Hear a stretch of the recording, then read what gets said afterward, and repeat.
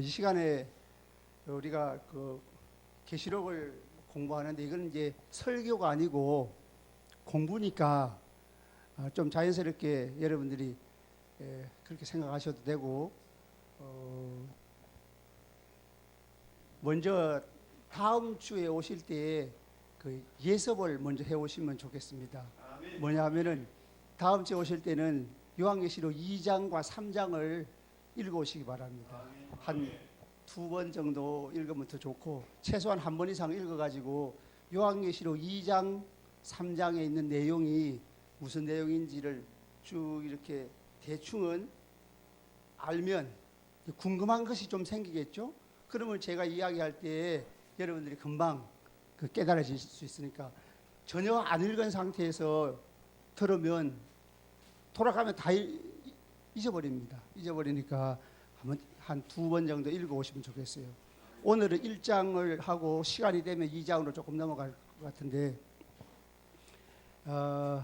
목회자 세미나보다 좀 쉽게 해야 되는데 제가 목회자 세미나는 뭐 수백 분 했습니다. 수백 분 했는데 그 전국적으로 이렇게 많이 목사님들만 모아놓고 했는 세미나는 제가 조금 하기가 오히려 더 쉬운데 성도님들한테 하는 거는 조금 더 어려울 것 같아요. 쉬운 말로 가능한 대로 쉬운 말로 하고 그 다음에 지금 앞에 이게 구조를 이렇게 써놨는데 이거는 매주 쓰는 건 아니고요. 왜냐하면 목사님들한테는 매주 구조를 써요. 구조를 해가지고 하는데 그러면 이제 목사님들은 그걸 이해를 하기가 더 쉬운데 성도들은 오히려 복잡하다고 느낄 수 있어요. 그래서 제가 꼭 필요할 때만 구조를 쓰도록 하겠습니다. 디도서 1장 5절을 한번 읽어봐요. 구조를 잠깐 한 2, 3분 잠깐 동안만 설명을 하고 넘어가야 될 것 같아요. 그렇지 않으면 이제 구조를 왜 써놨을까 그렇게 궁금해 하실 것 같으니까 디도서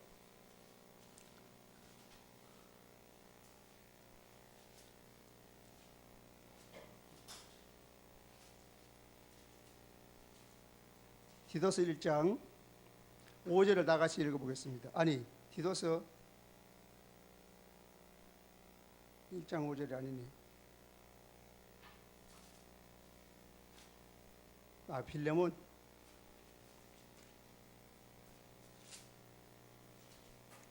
빌레몬서 1장 5절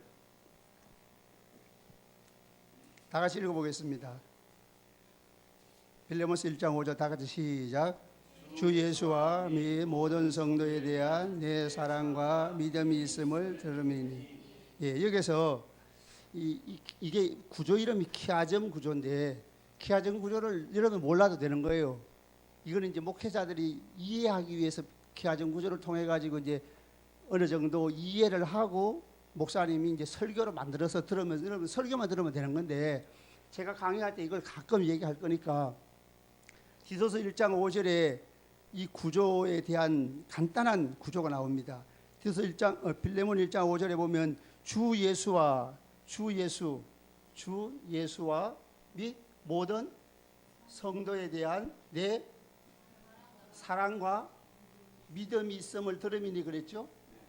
주 예수와 및 모든 성도에 대한 내 사랑과 믿음이 있음을 들음이니 그 구조를 보면은 주 예수님을 먼저 얘기하고 그 다음에 성도를 얘기했어요. 순서도 차례대로 순서입니다. 그 다음에 사랑과 믿음이 있음을 들음이니 근데 일반적으로 생각할 때는 예수님에 대한 사랑, 예수님에 대한 믿음, 성도에 대한 사랑, 성도에 대한 믿음 이렇게 해석할 수가 있어요. 근데 이 구조를 보면은 이게 이렇게 교체가 됩니다. 예수님에 대한 믿음, 성도에 대한 사랑. 이걸 교차 병행법이라고 그래요. 히브리인들이 유대인들이 주로 사용하는 그 문학 구조입니다. 근데 이렇게 쓰면은 교차 병행이 되는데 만약 이렇게 쓰면은 A 주 예수와 B 해가지고 모든 성도에 대한 B 다시 내 사랑과 그 다음에 A 다시 해가지고 믿음이 있음을 들음이니 했으면은 이걸 이렇게 볼 수 있어요. 이렇게 보면은 A에 대한 주 예수님에 대한 믿음 이게 병행이 되는 거예요. 그건 무슨 말이냐면은 이 가운데를 이렇게 보고서 이게 대칭이 되지요. 계층이 되는 이것은 설명 구절입니다. 어떤 것에 대한 제시를 하고 나열을 했으면은 거기에 대한 설명, 해석, 보완하는 관계되는 그 말에 대한 설명이에요. 물론 이거는 같은 의미로 설명한 거지만 어떤 경우에는 반대 의미로 설명할 때가 있고, 예를 들면 여기는 믿음이 나왔는데 여기는 예수님에 대한 배반, 여기는 천국이 나왔으면 여기는 지옥이 나올 수도 있어요. 반대적 의미로 병행이 될 수도 있고 같은 의미로 병행이 될 수도 있고, 그 다음에 점층적으로 그 의미를 확대시키는 병행도 있고 그렇습니다. 그 다음에 성도에 대한 사랑, 그러니까 이게 병행이 된다고 하는 것은 짝이 돼가지고 설명하고 보완하고 해석하는 구절이다. 그런 측면에서 히브리인들이 주로 사용하는 구조거든요. 그러면은 우리가 히브리인들의 구조를 알면 성경을 볼 때에 의미를 더 분명하게 알 수가 있다는 거예요. 더 쉽게 접근할 수가 있다.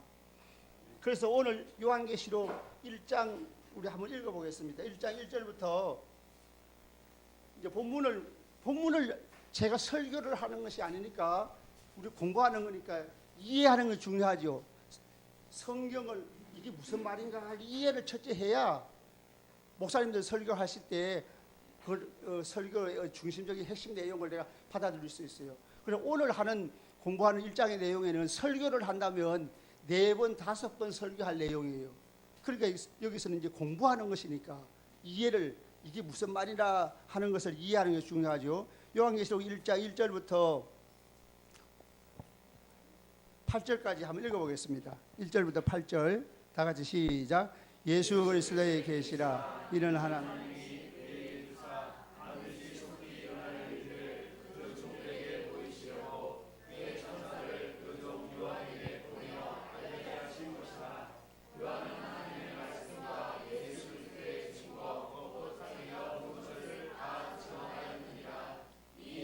말씀을 읽는 자와 그가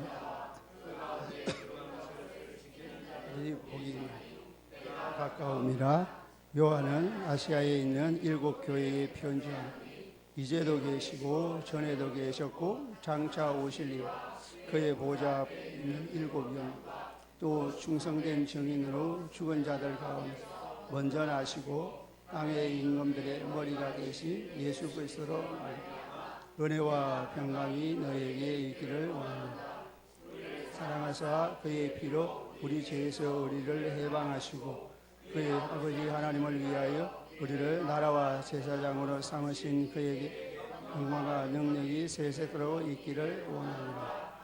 아멘.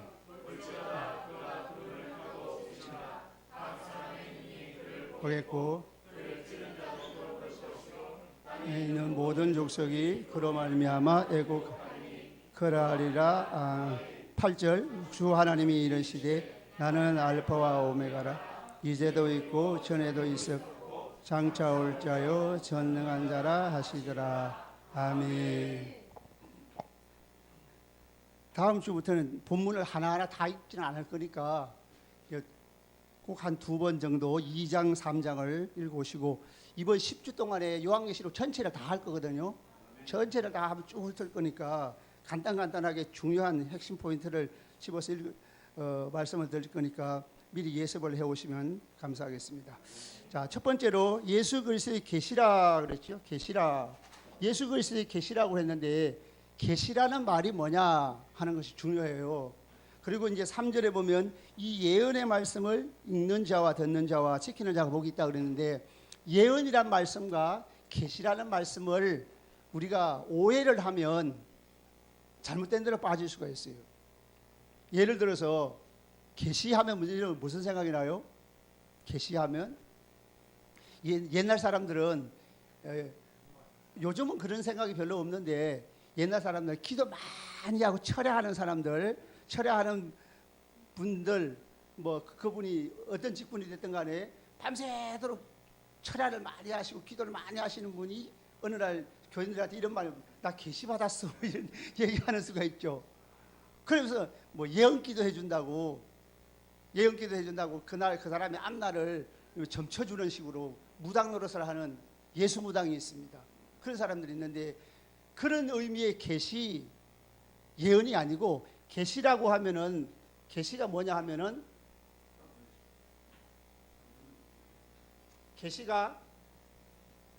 계시는 비밀을 알리는 것입니다. 비밀을 알리는 것. 계시는 비밀을 알리는 것. 그럼 비밀이라는 말이 다니엘서 2장에 나옵니다. 은밀한 일, 비밀한 일. 다니엘서에 나오는 이 비밀은 하나님께서 인류를 구원하시기 위한 구원 계획이에요. 그래서 이 비밀은 뭐냐 하면 하나님의 구원 계획이다. 이렇게 보면 됩니다. 하나님의 구원 계획. 하나님의 구원 계획은, 그리고 골로새서에 보면은 이 비밀은 예수 그리스도라고 그랬어요. 그러니까 이 비밀이 뭐냐 하면 하나님께서 예수님, 독생자 예수님을 통하여 인류를 구원하시고자 하는 계획이란 말이에요. 그리고 그게 계십니다. 그게 비밀이에요. 이 비밀을 알려주는 것, 그게 계십니다. 그러니까 계시는 예수님을 통한 인류 구원 계획을 알려주는 것이 계시다. 그렇게 말씀드릴 수 있어요. 그 다음에 예언이라고 말은 무슨 말이냐 하면, 이 예언에는 첫 번째 이 계시가 포함이 돼요. 교회에서 이제 목사님이 설교하실 때에 하나님의 구원 계획을 알려주고, 두 번째로는 인간이 거기에 어떻게 참여할 것인가. 다시 말하면 믿음으로 응답하는 사람도 있고 불신앙으로 반대하는 사람도 있겠죠. 믿음으로 응답한 사람에게는 구원의 상이 주어지고, 불신하고 배척하는 사람에게는 심판이 주어지죠. 물론 1차적으로는 이제 회개를 촉구하지만 끝까지 회개하지 않을 때는 심판이 선언되는 거예요. 그래서 예언이라고 하면 사람의 앞일을 얘기해 주는 게 아니에요. 사람의 어떤 장래에 어떤 일이 일어날 것이다, 이걸 하는 예언이 아니고, 성경에서 말하는 예언은 하나님의 구원 계획을 알려주고 인간으로 하여금 어떻게 참여할 것인가. 그리고 요한계시록에 이 예언의 말씀을 이랬잖아요. 그 첫 번째 예수 그리스도의 계시라. 계시는 예수님에 대한 계시, 예수님께서 주신 계시, 예수님에 대한 계시인데, 그것은 곧 요한계시록에 나와 있는 모든 계획이, 그 말씀이 하나님의 구원 계획. 그래서 하나님께서 우리를 구원하실 때에 이미 예수님을 통하여 예수를 믿은 사람들은 구원이 시작됐죠. 구원이 시작됐는데 예수님 재림하면 완성될 것이다. 그 과정 속에서 예수를 믿는 성도들은 그리스도의 군사가 되어서 하나님 나라 확장하는 데 복음을 전파하는 그리스도의 메시아의 군사가 되어가지고 하나님 나라가 확장되고, 모든 하나님의 택한 백성이 다 하나님께로 돌아오면 예수님이 재림하셔서 하나님 나라가 완성되어서 영원한 천국에 들어가게 되는 거예요.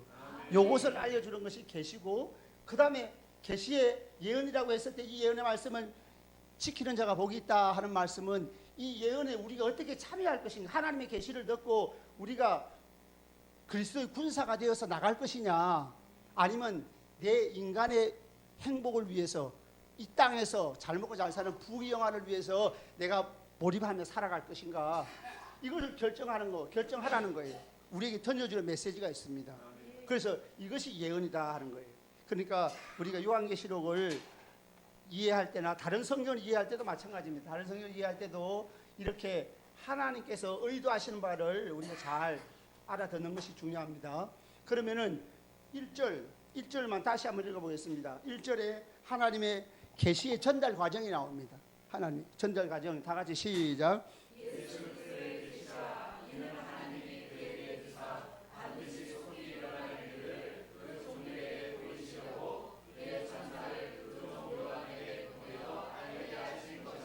예, 이 계시는 누구의 계시라고 그러죠?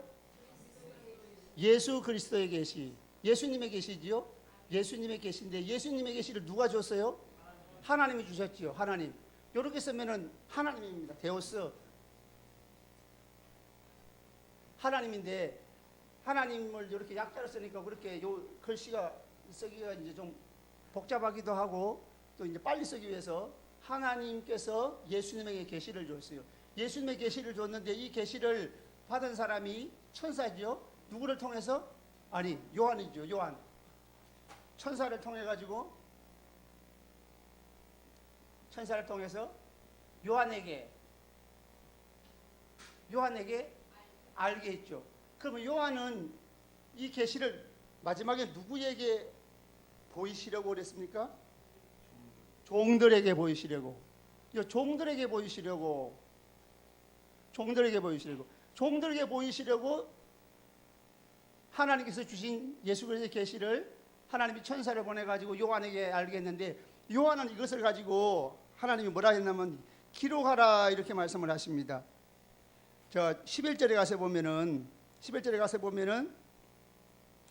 이르되 내가 보는 것을 두루마리에 써서 에베소, 스무나, 버가모, 두아디라, 사데, 빌라델비아, 라우디게아 등 7교회에 보내라 하시기로. 써서 보내라고 했죠. 그래서 7교회에 써서 보내는데, 이걸 써서 보낼 때에 누구에게 보내냐 하면은 이제 2장에 가서 보면은 에베소 교회 사자에게 편지하라 그랬죠. 에베소 교회를 비롯해 가지고 에스부도, 사빌라 7교회에 보내라고 했어요. 그럼 여기 7교회 사자에게 보내라고 그랬죠. 이 사자를 어떤 사람들은 천사라고 하지만 천사가 아니고 교회 지도자입니다. 교회 지도자. 오늘날로 말하면 목사님이죠. 그래서 하나님이 예수님이 주신 계시를 천사를 통해 가지고 요한으로 하여금 환상을 통해 가지고 알게 하고 듣게 하고, 그것을 종들에게 보이시려고 이걸 기록을 해서 그 다음에 사자에게 보내면, 7개의 사자는, 목회자는 예배 시간에 읽어주면 한 편의 설교가 되는 거예요. 그 요한계시록은 한 편의 설교입니다. 이게 요한계시록 한 편의 설교예요. 신천지 2단은 이 계시를 어떻게 이해를 하는가 하면은, 써서 보내라고 한 것을 환상 속에서 써서 보냈다 하는데 그건 잘못된 해석이죠. 환상 속에서 써서 보내는 게 아니고 실제로 써가지고 아시아 7교회 사자에게 보내면, 7교회 사자는 예배, 그때 당시에는 1세기 당시는 이제 두루마리 형식으로 이제 편지를 써가지고 보내면 회람서신이라고 이제 누구든지 볼 수 있게 했는데, 사실은 글을 모르는 사람도 있기 때문에 아무나 볼 수가 없고, 긴 두루마리는 아무나 봤다가 접었다가 이게 훼손될 수 있기 때문에 목회자가 읽어주게 되는 거죠. 목회자가 예배 시간에 읽어주면, 예를 들면 골로새서를 읽어주게 되면 골로새서는 짧은 성경이니까 짧은 설교가 되고, 요한계시록을 읽어주면 22장까지 긴 설교가 되는 거죠.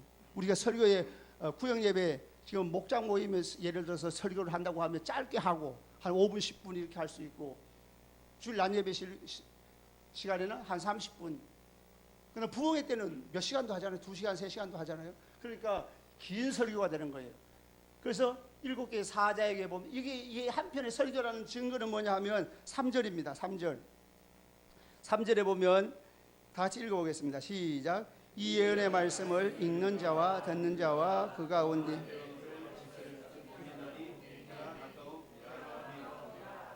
이 예언의 말씀을 읽는 자는 단수입니다. 그런데 헬라어 본문에는 듣는 자는 복수예요. 듣는 자들. 차라리 이 개정판보다 개역성경, 천의 성경이 더 좋아요. 천의 성경은 복수로 나와 있었는데 이 개정판 하면서 오히려 더 안 좋아졌어요. 안 좋아졌는데 이것은 듣는 자들로 나오고, 그 다음에 지키는 자도 지키는 자들. 그리고 듣는 자들과 지키는 자들 사이에 관사 호의, 복수 호의는 하나밖에 없어요. 그 말은 듣고 지키는 자들이라는 거예요. 그러면 단수, 읽는 자는 왜 단수일까요? 예배 시간에 목사님이 읽어주면 혼자 읽으니까 단수고, 듣는 자들은 누구예요? 성도들, 회중들이니까 복수잖아요. 그래서 이게 한편의 설교라는 증거입니다. 그게. 그래서 듣는 자들이 이제 사자가 읽어주면 모든 종들이 듣게 되죠. 알게 되죠. 여기 종들은 누굴까요? 모든 성도들입니다. 여기서부터 이제 잘못된 어떤 사람들은 종들을 특별한 사역자로 생각하는 사람들이 있어요. 그건 잘못입니다. 종들은 성도들을 종들이라고 해요. 종이라고 하면은, 종의 이미지가 뭐죠? 종이 둘로스인데, 둘로스, 이게 종이라고 하는 것은 섬기는 자죠. 섬기는 자. 모든 성도들은 하나님의 종들입니다. 종은 종이로되 무슨 종이에요? 자유하는 종이에요. 자유하는 종. 하나님 우리에게 자유의지를 줘서 강제적으로 노예를 부려먹듯이 그렇게 하지 않고 우리에게 자유의지로서 스스로 하나님을 섬기는 자, 기쁨으로, 즐거움으로, 자원함으로 스스로 기뻐서 섬기는 자. 그래서 우리는 종은 종이지만 자유하는 종이란 말이에요. 종이 영광스럽습니다. 하나님을 섬기는 존재가 얼마나 영광스러운가 하면은, 하나님을 섬기려면 누구와 같이 살아야 돼요? 하나님과 같이 살아야 하나님을 섬길 거 아니에요. 그래서 죄를 지은 인간은 본래 인간을 하나님이 창조하실 때에 종으로 지으셨어요. 종으로. 그 말은 무슨 말이냐면 섬기는 자로 지으셨단 말이에요. 하나님을 섬기는 자로 지었어요. 그게 종의 이미지. 하나님을 섬기는 자로 지었는데 섬김이 곧 우리 인간의 본분이에요. 그럼 인간은 죄를 지었습니다. 죄를 지었으니까 하나님께서 인간을 쫓아냈어요. 너는 섬길 자격이 없어. 나가. 이렇게 해서 쫓아내는 거죠. 섬기는 것이 영광입니다. 예를 들어서 대통령, 오늘 이게 비유가 적당한 건 아니지만은 대통령이 있으면 대통령을 가까이서 섬기는 자가 누구예요? 비서실장이라든지 비서관들, 뭐 수석들, 국무총리, 장관들 가까이서 섬기잖아요. 크게 잘못하면 어떻게 해요? 너는 대통령을 섬길 자격이 없다고 쫓겨나잖아요. 그래서 섬긴다는 것은 가까이서 섬기는 거예요. 그게 영광입니다. 섬김 자리에서 쫓겨나는 것이 심판입니다. 그 다음에 섬기는 자리로 회복됨이 구원이에요. 섬김의 자리로 회복됨. 그 다음에 섬김이 곧 영생입니다. 그리고 더 나아가서 섬김이 왕노릇이에요. 하나님은 왕이신데 우리를 하나님 왕노릇을 어떻게 하셨어요? 우리를 섬김으로 왕노릇 하셨어요. 성도들이 영원토록 천국 가서 뭐 할 것 같아요? 하나님 섬깁니다. 한번 봐요. 요한계시록 22장 가서 보겠습니다. 22장은 새하늘과 새 땅, 영원한 천국 가서 성도들이 할 일을 거기서 말하고 있습니다.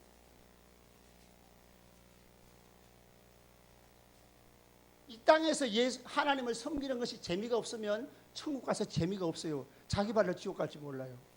섬김이 영생입니다. 그리고 섬김이 왕노릇이에요. 자, 22장 3절 읽어보겠습니다. 3절 시작.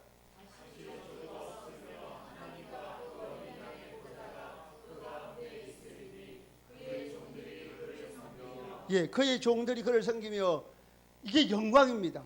섬김의 자리로 회복되었다는 거예요. 구원받았다는 겁니다. 하나님을 가까이서 섬기려면 하나님과 영원히 같이 살아야 하나님을 섬길 수 있잖아요. 그러니까 대통령의 그 직무를 수행할 때 자기가 모든 걸 다 하지 않잖아요. 장관들을 시켜서 하잖아요. 그리고 장관들은 자기들이 행하는 것이 대통령이 그 어떤 부분을 위임받아 가지고 실제적으로 대통령이 할 일을 장관이 하는 거예요. 그 부서를 이제 부분적으로 위임받아 가지고. 마찬가지로 우리가 하나님을 섬긴다는 것은 그것이 섬김이고 왕노릇이라고. 그 영원. 그러면 천국 가 가지고, 이거는 이제 함정이 있는 질문인데요. 천국 가 가지고 예를 들어서 하나님의 종으로 있는 사람, 천국 가서 하나님의 백성으로 있는 사람, 하나님의 자녀로 있는 사람, 그리고 왕노릇하는 사람. 이게 함정이 있는 질문입니다. 누가 제일 높을 것 같아요? 다 똑같아요. 같은 구원받고 영광스럽게 된 것을 각각 다르게 표현한 거예요. 하나님이 종이 됐다고 하면 하나님을 섬기는 복된 자리, 영광스러운 자리로 회복돼서 구원의 완성이 이르는 거예요. 영원토록 하나님을 섬기는 특권을 받고 구원에 됐다는 거고, 백성이라는 것은 하나님의 사랑의 통치를 받는다. 사탄의 통치를 받지 않고 하나님의 사랑의 통치를 받는다는 점에서 하나님의 백성이고, 하나님의 자녀라는 것은 하나님과 하나님 아버지와의 사이의 친밀감, 그 다음에 그리스도의 신부도 있는데, 신부가 하나님 백성보다 더 높은 게 아니에요. 우리 모든 성도는 다 하나님의 종이고, 모든 성도는 하나님의 백성이고, 모든 성도는 다 하나님의 자녀고, 모든 성도는 다 그리스도의 신부입니다.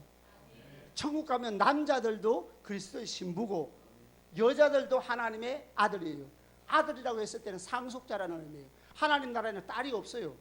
하나님의 아들입니다. 아들이란 말은 하나님 나라를 상속받는다, 상속자라는 의미예요. 그게 하나님의 아들. 그 다음에 왕노릇한다는 말도 예수님의 영광스러운 통치에 우리가 동참하게 된다는 거거든요. 그러니까 왕노릇하는 다 같은 건데, 구원의 각각 다른 면을 이렇게 다른 관점에서 봐서 얘기하는 거예요. 그래서 이것이 하나님 나라 가면, 그래서 이 땅에서 하나님을 섬기는 것이 재미가 없으면 천국 가서 재미 하나도 없을 거예요. 섬김이 곧 하나님 앞에 그 영광스러운, 내가 하나님의 백성이 되고 자녀가 되고 그리스도의 신부가 되고 왕노릇하는, 그게 참여하는 거예요. 그리고 그 다음에 이제 요한계시록,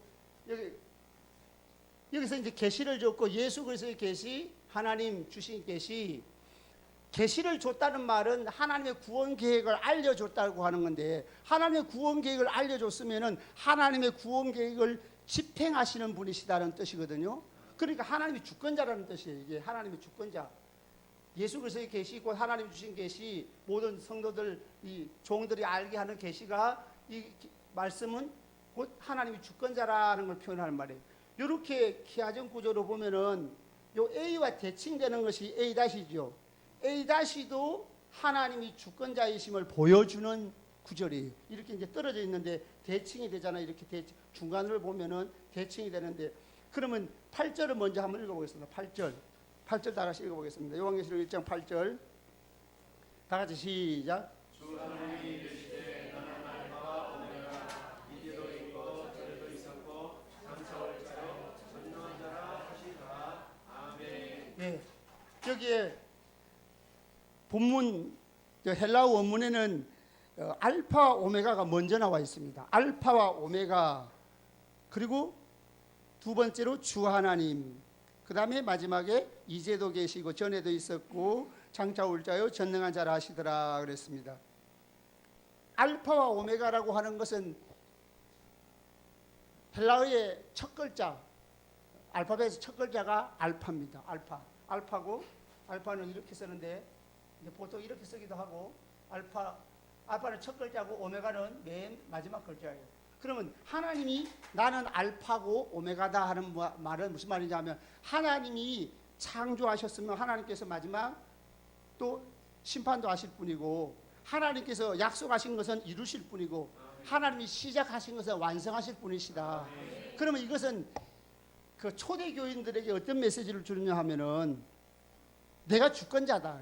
내가 시작을 했으니, 이미 예수님이 구원받아 하나님의 백성이 되고 구원이 시작되었으니 완성할 때까지 아무리 고난이 심하다 할지라도 틀림없이 이루실 분은 주권자이신 하나님이 이루실 것이다. 그 말을 얘기하는 거예요. 알파와 오메가. 그 다음에 이것도 이제 이렇게 쓸 수 있는 거죠. 알파와 오메가, 그 다음에 주 하나님, 그 다음에 이제도 계시고 전에도 있었고 장차 올 자요 전능한 자라. 그러니까 알파와 오메가 시작과 마침이 되시는 분인데, 이제도 계시고라는 말은 현재도, 요한 당시의 성도들 가운데 믿음이 약한 사람들은 지금 핍박을 받고 있을 때에, 박해를 받고 있을 때에 주권자가 마치 믿음이 약한 사람들의 입장에서는 주권자가 로마 황제인 것처럼 그렇게 인식될 수가 있는데, 아니다. 이제도 계시고라는 말은 지금도 여전히 하나님이 주권자이시다. 하나님이 계획하신 것을 섭리해 나가시는 하나님이 주권자이시고, 지금 악의 세력이 아무리 이렇게 크게 준동을 한다 할지라도 언젠가는 하나님께서 멸하실 것이고, 성도들이 박해와 고난을 받아 실패자인 것 같지만 마침내 승리자가 될 것이다. 이제도 계시고 하시는 분은 바로 하나님이 섭리하시는 분이시다. 그 다음에 전에도 있었고라는 말은 알파와 같고, 장차 올 자는 오메가와 같죠. 그러니까 모든 것을 섭리하시는 주권자가 되신다. 그래서 결론적으로 주 하나님이시다. 주권자가 되시고, 주라는 것은 퀴리오스라는 것은 말하자면 황제가 생사 여탈권을 갖고 있잖아요. 그러니까 하나님이 바로 죽고 사는 모든 문제를 주관하시는 주권자가 되시고 주 하나님이시다. 그래서 예수 그리스도 하나님 계시를 주신 분, 그분이 주권자인가 동시에 8절에서 이걸 보완해 가지고 주권자를 보완해서 설명한 겁니다. 설명한 거예요. 그다음 두 번째로 반드시 속히 일어날 일들이 뭐냐 하는 거예요. 1절이 그런 말씀이 있죠. 반드시 1절 중간에 보면은 예수 그리스도에 계시라 이는 하나님이 그에게 주사 반드시 속히 일어날 일들. 반드시 속히 일어날 일들이 뭘까? 물론 일반적으로 생각하면 요한 이후로 많은 역사 속에서 일들이 많이 있잖아요. 그리고 어떤 걸 얘기하느냐 말이에요. 그리고 또 어떤 사람들은 이제 요한계시록을 하는 사람들 가운데서 어떤 사람들 보면은 예수님 오시기 전에 3년 반 혹은 7년 동안 있을 일을 가르쳐 줬다. 그게 반드시 속히 될 일이라 이렇게 얘기하는데 이 구조에서 보면은 답이 나와 있어요. 그래서 기하전 구조를 보면은 명백합니다. 이것이 해석이 다른 곳으로 갈 수가 없어요. 반드시 속히 일어날 일들은 이거와 대칭되는 구절이 7절이에요. 7절. 7절 한번 읽어보겠습니다. 7절 시작. 그가 구름을 타고 오시리라. 각 사람이 눈이 그를 보겠고 그를 찌른 자들도 볼 것이요 땅에 있는 모든 족속이 그로 말미암아 애곡하리니 그러하리라. 아멘.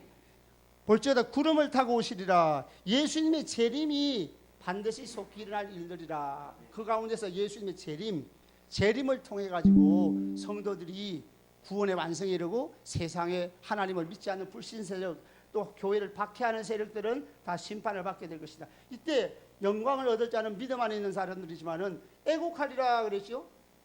땅에 있는 모든 족속이 애곡하리라 그랬어요. 여기서 그러면 애곡하는 사람이 누구냐? 어떤 사람들은 이 구절을 갖다가 회개하는 것이라고 하지만은 회개가 아닙니다. 왜냐하면 예수님 재림할 때는 회개의 기회가 없는 거예요. 회개의 기회는 예수님 재림하기 전에 회개를 해야지. 예수님 재림하시면 회개의 기회는 끝난 거예요. 그래서 불신자들에게는 예수님의 재림이 최고의 큰 재앙입니다.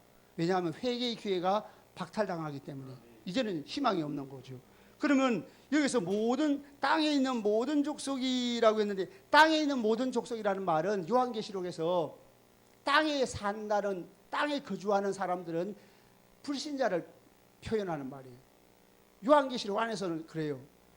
성도들은 어디에 사는 자예요? 그러면 하늘에 사는 자예요.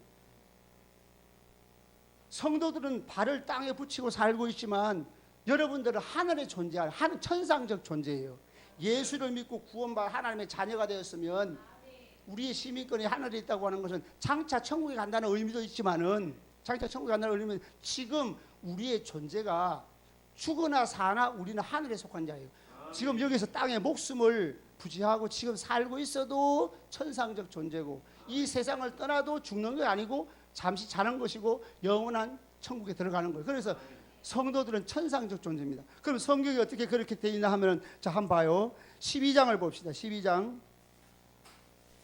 요한계시록 12장에 가서 보면은 12장 12절 12장 12절 다 같이 읽어보겠습니다. 시작. 그러므로 하늘과 그 가운데 거하는 자들을 즐거워하라. 그러나 땅과 바다는 왕이 있을진저 이는 마귀와 자기가 얼마나 않은 줄 알므로 크게 분내어 너희에게 내려갔으리라 하더라. 예, 여기 보니까 하늘과 그 가운데 거하는 자들, 그 가운데 하늘에 거하는 자들이 누굴까요? 성도래요. 성도는 즐거워하라 그 소리예요. 그다음에 하반절에 땅과 바다는 화 있을진저. 땅과 바다는 화 있다는 말은 불신자들이 화가 있다 소리예요. 자, 그다음에 13장 가서 넘어가 보겠습니다. 13장 6절. 13장 6절 다 같이 시작.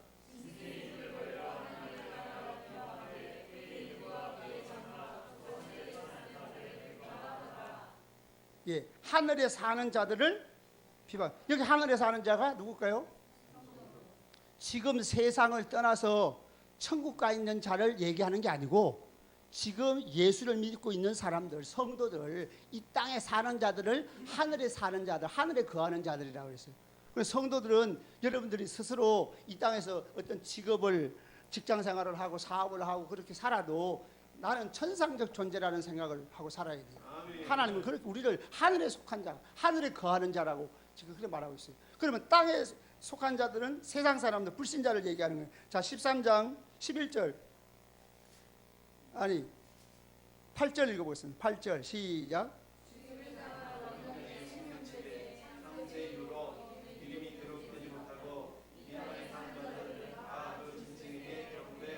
짐승에게 경배하는 자는 이게 지옥 갈 사람인데, 불못에 들어갈 그 사람들 누구라고? 이 땅에 사는 자들, 이 땅에 사는 자들이라고 하는 거. 이건 불신자를 얘기하는 거예요.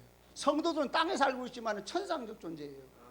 그래, 우리는 항상 그런 생각을 하고 살아야지, 이 세상 사람들하고 똑같은 그런 생각을 가지고 살면 안 되는 거예요. 자, 그 다음에 좀 더 밑으로 내려가 가지고 12절에도 중간에 보면 땅에 사는 자들을 짐승에게, 처음 짐승에게 경배하게 하니, 그런 말씀이 있고요. 14절 가서 중간에 보면 또 땅에 거하는 자들에게 이르기를, 그렇게 나와 있죠. 이 땅에 거한다는 말은 다 불신자를 얘기하고, 요한계시록에서 하늘에 거하는 자들은 성도들을 얘기해요. 근데 거기 요한계시록만 그런 게 아니에요. 에베소서 2장을 한번 보겠습니다. 에베소서 2장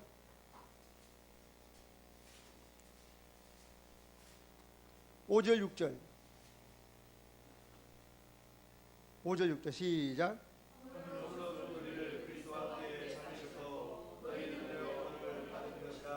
또 함께 일으켜사 그리스도 예수와 함께 하늘에 앉히시니. 5절에는 죽은 우리를 살리셨고 그랬죠. 이게 첫째 부활이에요. 첫째 부활은 성도들이 거듭나는 거. 예수를 믿고, 예수 믿기 전에 우리 모든 사람들이 영혼이 죽어 있는 상태잖아요. 아담과 하와 범죄 이후로 영적으로 죽어 있는 상태예요. 영적으로 죽어 있는 상태인데 예수를 믿고 하나님의 자녀가 됐어요. 거듭났어요. 중생, 새로 났어요. 요한복음 1장에 말하는 것처럼, 또 3장 3절이나 5절에 말하는 것처럼 거듭나고 성령으로 난 자들, 이들은 이미 죽었던 우리를 살리셨으니까 이게 부활한 거죠. 영적으로 부활한 거예요. 그게 첫째 부활이고, 그 다음에 5절, 6절에 가서 보면 또 함께 일으키사 우리를 어떻게 했다고 그래요? 함께 하늘에 앉히시니. 우리는 땅에 살고 있는데 하나님은 우리를 보고 너희들은 하늘에 앉히셨다. 여러분들은 하늘에 앉아 있는 자들이라는 거예요. 그러니까 우리는 우리의 본향, 그곳, 지금 영적으로 가 있는 그곳에 가는 거예요. 그러니까 지금 이 땅에 있을 때도 나는 하늘에 앉아 있는 자다, 천상적 존재다. 불신자와의 대화할 때도 그렇고, 우리가 어떤 직업이나 직장 생활을 하고 사업을 할 때도 항상 나는 하늘에 있는 자라는 생각을 해야 합니다. 천상적 존재라는 생각을 해야 돼요. 그 다음에 이제 요한계시록 다시 넘어와 가지고 다시 애국한다는 말이 7절에서 땅에 있는 모든 자들이 족속이 그로 말미암아 애국하리니라는 말은, 그때에 예수님 재림하실 때에 회개하지 않고 불신자로 남아있는 자들은 심판을 받아 애국하게 될 것이다 하는 말. 그 다음에 C는, 이게 중요한 말씀입니다. C가 2절인데요 2절 한번 읽어보겠습니다. 2절 다 같이 요한계시록 1장 2절입니다. 1장 2절 시작.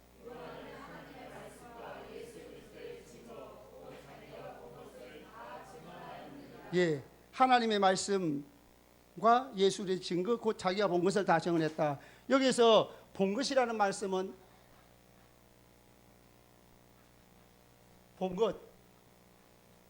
것은 하나님의 말씀과 뭐라고 그래요? 예수 그리스도의 증거.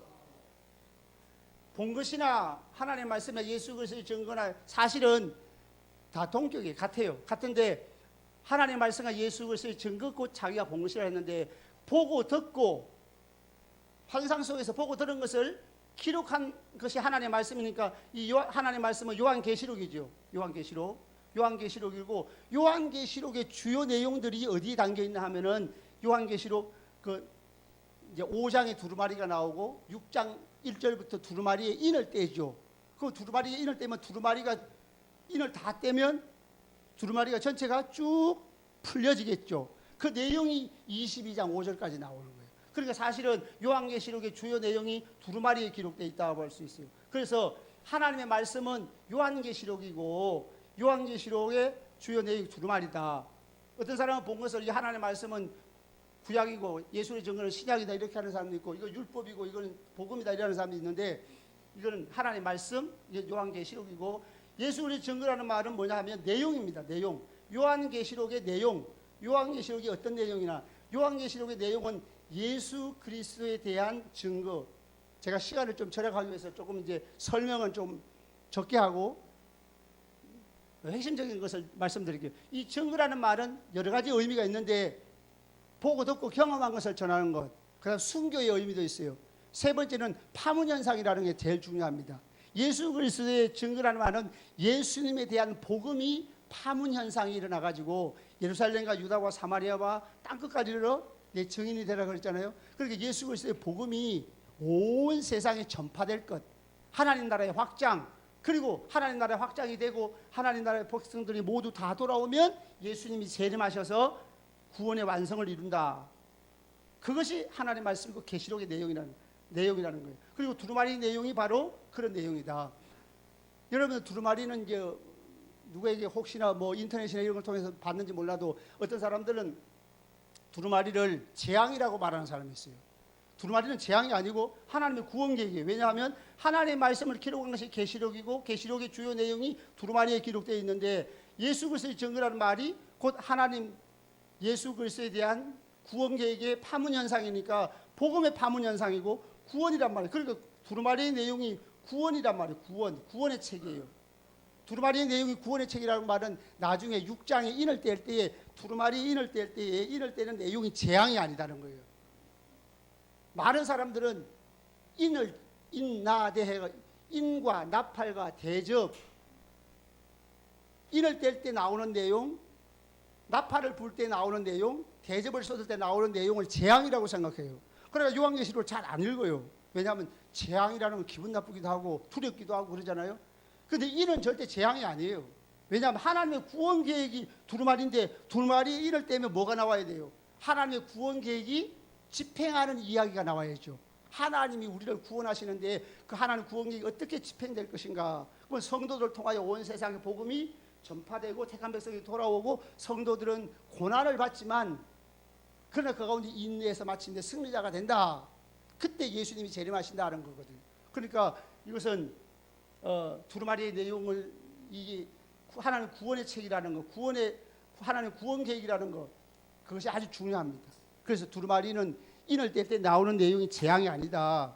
그러면 여기에서 이제 병행되는 것이, 하나님 말씀과 예수 그리스도의 증거는 이게 구원 계획이라고 그랬잖아요. 하나님의 구원 계획. 하나님의 구원 계획이면 하나님의 구원 계획이 집행될 때에 나오는 내용이 C와 C-가 병행이 돼가지고 여기서 설명을 하고 있어요. 구체적으로 하나님의 구원 계획이 집행이 되고 널리 퍼지게 되면 어떤 일들이 일어나요? 많은 사람들이 예수님께 돌아오겠죠. 돌아오면은 죄에서 해방되는 일이 일어났죠. 그래서 이제 4절부터 6절까지 내용이 그 내용입니다. 여기 성부, 성자, 성령이 다 같이 나오시는데 자세한 얘기는 우리가 들을 수 없지만은, 자, 한번 읽어보겠습니다. 4절, 5절.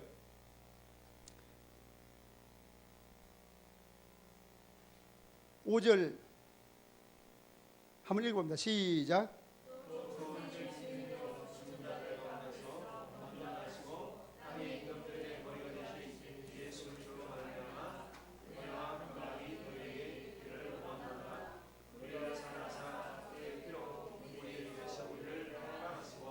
예, 여기 보면은 우리를 사랑하사 그의 피로, 예수님의 피로 우리 죄에서 우리를 어떻게 했어요? 해방. 죄에서 완전히 우리를 해방시켜 줬다는 거죠. 죄를 그냥 두면은 죄의 종이 되는 거예요.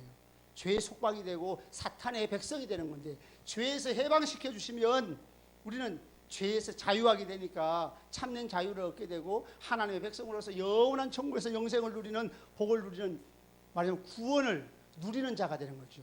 구원을 누리는 자가. 그리고 그 다음에 자 6절 읽어보겠습니다. 6절 시작.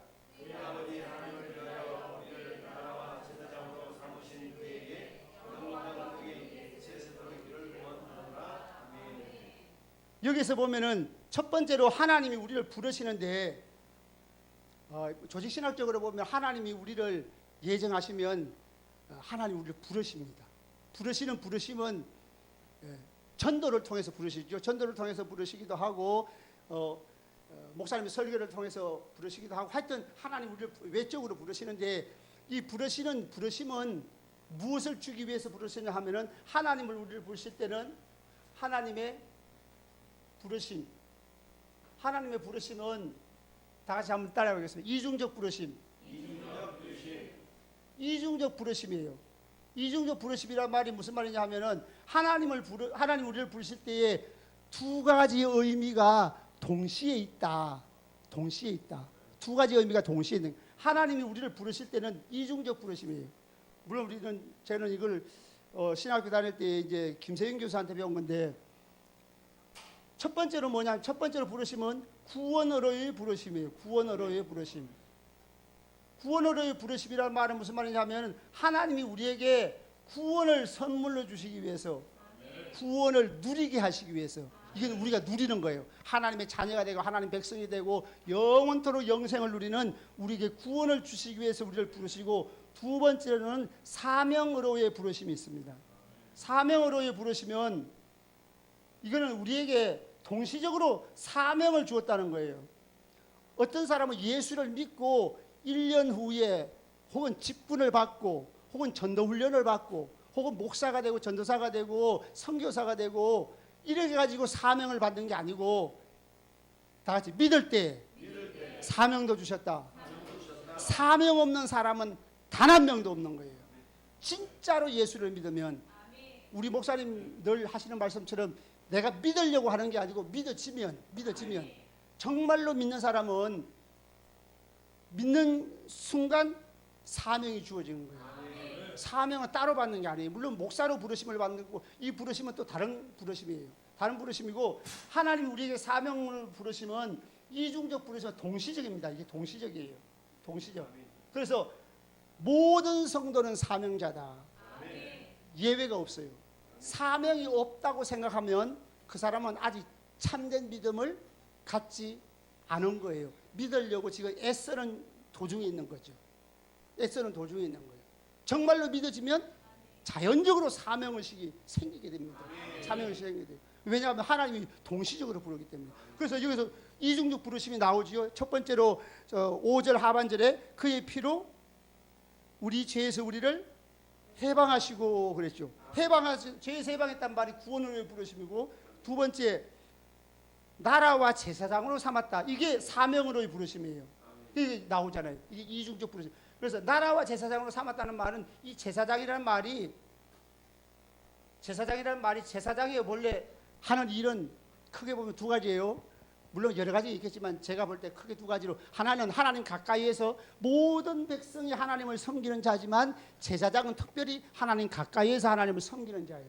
두 번째로는 제사장은 백성들의 죄를 대신 제사를 드려줌으로 죄 있는 백성들과 하나님 사이를 화목시키는 중보자의 역할을 하는 거예요. 그래서 물론 예수님께서 참된 제사장이시죠. 참된 제사장은 예수님은 삼중직, 메시아 그리스도란 말이 삼중직을 구현하는 말인데 그 삼중직 가운데서 가장 두드러진 것은 제사장이라는 것이죠. 하나님과 우리 사이에 죄인과 하나님 사이에 화목하게 역할을 하는. 그러면 예수님은 머리시고 성도들은 뭡니까? 몸이죠. 그러면 몸은 머리가 생각하는 것을 구현하는 거예요. 밥이 먹고 싶다 하면 손이 가가지고 발로 가가지고 밥을 퍼서 밥을 먹잖아요. 내가 어디에서 볼일을 보고 싶으면 내가 머리에서 생각이 나면 내가 발로 움직여 가가지고 어떤 사물을 보고 볼일을 보잖아요. 그러니까 이 몸이라고 하는 것은 예수 그리스도의 하실 일을 몸으로 구현하는 거예요. 이게 성도입니다. 그러니까 성도가 예수님의 몸이라고 하면 성도들은 모두 제사장적 삶을 살아야 돼요. 제사장적 삶을 산다는 것은 많이 약화시켜서 그렇지만은 사실은 베드로전서 2장 9절에 보면 우리를 왕같은 제사장들이요 그랬어요. 왕같은 제사장들. 그럼 제사장의 역할이 아주 중요한데 제사장의 역할은 바로 사명의 역할이거든요.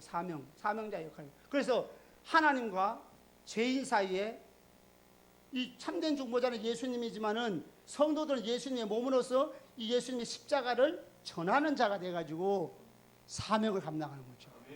이건 동시적입니다. 모든 성도는 사명이다. 그래서 사명이가 나하고는 그 특별한 사람들만 받는 거야 하는 그게 아니에요. 모든 성도가 사명. 그리고 이제 나라라는 말씀이 있는데, 나라라는 말이 물론 본문대로 해석을 한다고 하면은 우리가 하나님의 통치를 받는, 하나님의 다스림을 받는 하나님의 나라라, 이렇게 의미를 부여할 수도 있겠지만은, 이 나라라는 말이 스테펜 공인본문 1550년에 그 헬라어 공인본문이 있어요. 스테펜 공인본문에 보면은 그 공인본문을 기초로 해서 번역한 것이 킹제임스 버전이에요.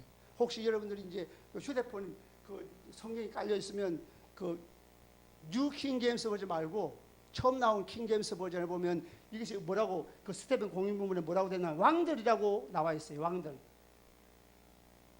나라라고 하면서 네스 랄란드 판이라는 그 판에 나라라고 나와 있어가지고 우리가 한글 성경이 나라라고 번역을 했는데, 왕들과 제사장들로 삼았다. 이것도 복수입니다. 왕들과 제사장들 이렇게 나와요.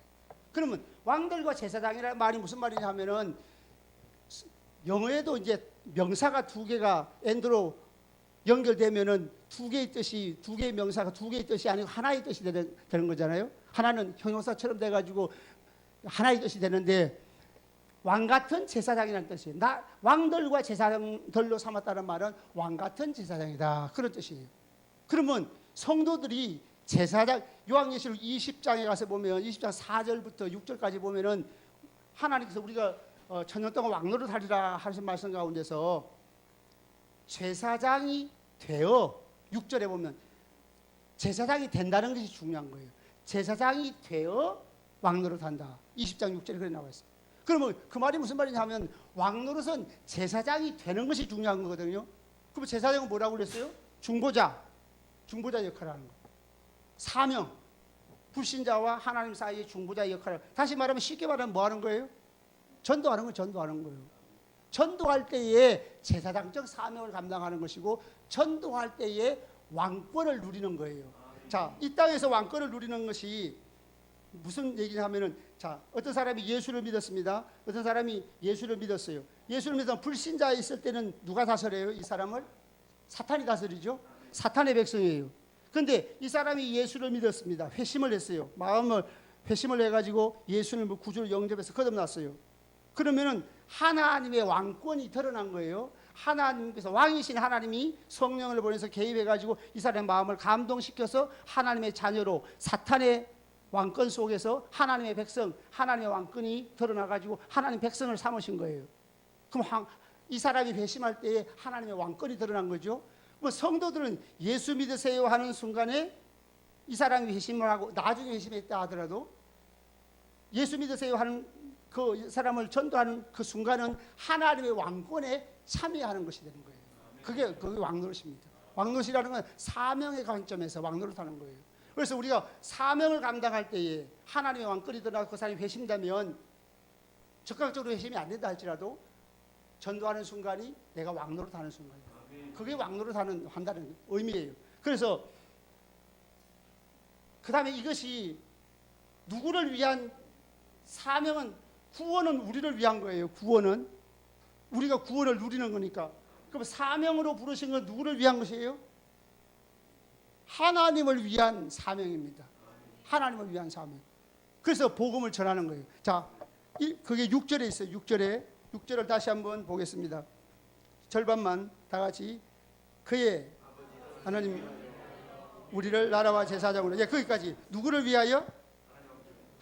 아버지 하나님을 위하여. 토데오라는 말, 하나님에게라는 말인데, 이걸 번역하기를 헬라어 전문가인 이순환 목사도 그렇게 번역했어요. 하나님을 위하여 나라와 제사장으로, 왕들과 제사장으로, 하나님을 위하여 왕같은 제사. 그래서 우리의 사명은 하나님을 위한 직분이, 하나님 나라가 확장되는데 우리로 하여금 쓰임받게 하려고 우리를 부르신 거예요. 그래서 자, 이 말씀이 이제 요한계시록이 1장은 왜 좀 다음부터는 2장씩 3장씩 할 거예요. 다음 주에는 2장 3장을 하고, 그 다음 주에는 또 이제 4장 5장 6장 3장을 할 건데, 왜 1장을 했나? 이게 중요하기 때문에. 요한계시록 전체에 흐르는 맥이에요. 마치 서론과 같은 거예요. 그래서 중요한데, 다시 이걸 정리하면 하나님이 주권자이시고, 하나님이 주권자이심을 다시 한번 더 반복해서 설명을 했고, 그다음에 반드시 속히 일어날 일은 예수님의 재림, 그때 믿는 자는 구원의 완성에 이르고 또한 그때 믿지 않는 사람은 애국하게 될 것이다. 심판을 받아 애국하게 될 것이다. 그다음에 하나님 말씀 예수 그리스도의 증거는 곧 이 요한계시록이 예수님의 복음이 확산되어 가지고 온 세상에 복음이 전파되면 예수님 재림하셔서 구원하신다는 하나님의 구원 계획을 보여준 것인데, 그 구원 계획대로 실제로 전파되면 이 땅에 있는 모든 사람들이 예수를 믿어서 죄에서 해방이 되고, 먼저 믿는 성도들은 사명적 존재가 돼서 나라와 제사장으로서 제사장의 역할을 감당하게 됐다. 그러면 그런 사람들에게 뭐가 있어요? 3절이 결론입니다. 복이 있나니. 자, 3절에 보면은 이 예언의 말씀을 읽는 자와 듣는 자들, 지키는 자들, 이 복이 있다고. 여기서 한 가지 함정이 있습니다. 지킨다고 하는 말은 율법을 지킨다는 뜻이 아니에요. 그렇게 되면은 복음으로 시작했다가 율법으로 율법으로 마치게 되는 거예요. 이 지킨다는 말은 다 같이 믿음을 지키는 것이다. 믿음을 지키기 위해서 목숨도 내그래요. 하나님이 우리를 구원하실 때는 공짜로 구원해 주셨어요. 예수님의 십자가 보혈로 제사함 받고 하나님이 우리를 거저 주시는 선물로 공짜로 구원받았지만, 공짜로 구원받은 것을 지키려고 할 때는 목숨 걸고 지켜야 합니다. 율법을 지켜야 된다는 뜻이 아니고 그 믿음을 지키기 위해서. 믿음은 어떻게 지킵니까? 성령의 감동대로 살아야 되죠. 성령은 진리 가운데로 인도하시니까 하나님 말씀으로 인도하십니다. 하나님 말씀으로 인도하셔서 성령의 감동대로 살면 그가 믿음의 승리자가 되고 복이 있는 자라 하는 말씀입니다. 그래서 이렇게 1장 1절부터 8절까지 말씀했고, 그 다음에 9절 이하에는 이제 그 내용이 그렇게 어려운 건 아닌데 예수님의 영광스러운 모습을 보여주고 있습니다. 예수님의 영광스러운 모습을 보여주고 있는데, 자 13절에 보면 촛대 사이에 인자 같은 이가 있다고 그랬죠. 그 인자는 누구냐면 예수님을 메시아로 표현하는 거예요. 구약에서 인자는 다니엘서 7장에 보면 인자 같은 이가 하나님 앞으로 인도됐다 그러는데, 그 인자는 메시아를 얘기하는 거예요. 그럼 예수님이 메시아가 되신다. 메시아는 물론 삼중직을 얘기할 수 있지만 그 가운데서 특별히 우리의 구원자가 되신다. 그래서 우리의 구세주, 예수님은 우리의 구원자이시다 하는 거고, 그 다음에 발에 끌리는 옷을 입었다, 금띠를 띠었다 하는 말은 13절에 예수님이 제사장이시고 왕이시다 하는 말이에요. 그 다음에 14절에 머리에 털과 희기가 흰장털 같다 하는 말은, 이 머리털이 희다고 하는 것은 다니엘서 7장에 보면 하나님 아버지가 머리털이 흰 모습으로 나와 있어요. 그러면 예수님이 곧 하나님이시다. 그러면 예수님이 성부라는 얘기가 아니고 성부 하나님이 그런 모습으로 있는 것처럼 예수님도 그런 모습으로 나타나는 것은 예수님도 성자 하나님이시다. 하나님이시다는 거예요. 그 다음에 눈 같으며, 눈은 뭐 같아요? 불꽃 같다. 불꽃 같다는 말은 모든 걸 살펴보시는 분이에요. 왜 살펴보시죠? 잘한 자에는 상을 주시기 위해서, 잘못한 사람은 심판하시기 위해서. 그래서 심판의 주님. 그 다음에 15절에 발은 풀무불에 달려는 빛난 주석 같다. 이것도 빛난 주석 같다는 말이 밟으면 완전히 부서지는 것, 심판을 얘기해요. 다시 말하면 예수님은 구세주이시고 하나님이시고 심판주이시다. 그 다음에 음성을 많은 물소리 같다. 이것도 이제 하나님이신 것을 구약에서 말씀하고 있고요. 그 다음에 오른손에 7별을 붙잡고 7 촛대 사이에 계신다고 하는 말은 예수님께서 교회의 주관자가 되시는 분이시다 하는 말이에요. 그리고 예수님께서는 나는 17절에 보면 처음이요 마지막이다. 처음이요 마지막이라는 말은 하나님이 알파와 오메가가 되시는데, 예수님도 처음과 마지막이면 예수님도 하나님이시다 그런 말이에요. 예수님도 하나님이시다 하는 말이고, 그 다음에 18절에 세세토록 살아있어 전에 십자가에 죽으셨다가 이제 부활하신 분. 그 다음 사망과 음부의 열쇠를 가졌다. 사망과 음부의 열쇠를 가졌다는 말은 예수님이 죽고 사는 문제를 주관하시는 분, 지옥과 천국을 주관하시는 분. 그러니까 모든 것을 주관한 주권자이시다는 거예요. 그러니까 우리가 죽음을 두려워할 필요가 없다. 왜냐하면 예수님이 사망과 음부의 열쇠를 가지고 계셔서 누구든지 믿음을 지키다가 세상을 떠난 사람들은 불이익을 당하지 않는다 하는 말입니다. 그래서 이제 이것을 기록해서 보내라고 했어요.